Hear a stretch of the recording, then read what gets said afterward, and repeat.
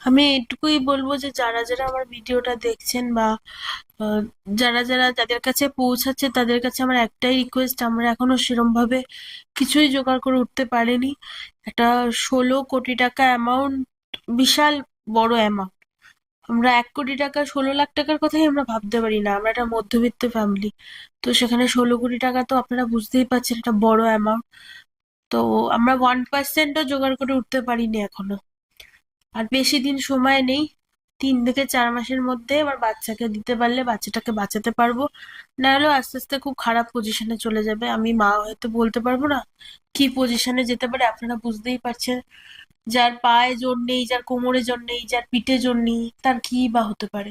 তার জন্য আপনাদের কাছে আমি সবার কাছে এইটুকুই রিকোয়েস্ট করব, একজন অপারগ মা হয়, কারণ আমার বাচ্চার জন্য আমার কিছু করার ক্ষমতা নেই, এতগুলো টাকা আমার পক্ষে দেওয়া সম্ভব না। তাই আমি আপনাদের কাছে এইটুকুই রিকোয়েস্ট করব যে আপনারা যারা যারা যেখান থেকে দেখছেন তারা তারা প্লিজ কেউ এড়িয়ে চলে যাবেন না। কিছু আপনাদের সামর্থ্য অনুযায়ী কিছু আমাদের হেল্প করুন যাতে বাচ্চাটাকে আমরা বাঁচাতে পারি। ওর হাতে একদম সময় নেই, একদম সময় নেই, ওকে যাতে আমরা বাঁচাতে পারি। আপনারা তো বোঝেন যে ছোট বাচ্চার কত বড় মূল্য বাবা মার কাছে। প্রত্যেকের কাছে প্রত্যেকের বাচ্চা খুব প্রিয় হয়। তাই আপনাদের কাছে আমি হাত জোর করে রিকোয়েস্ট করছি, আমার বাচ্চাকে বাঁচাতে আপনারাই একমাত্র পারেন।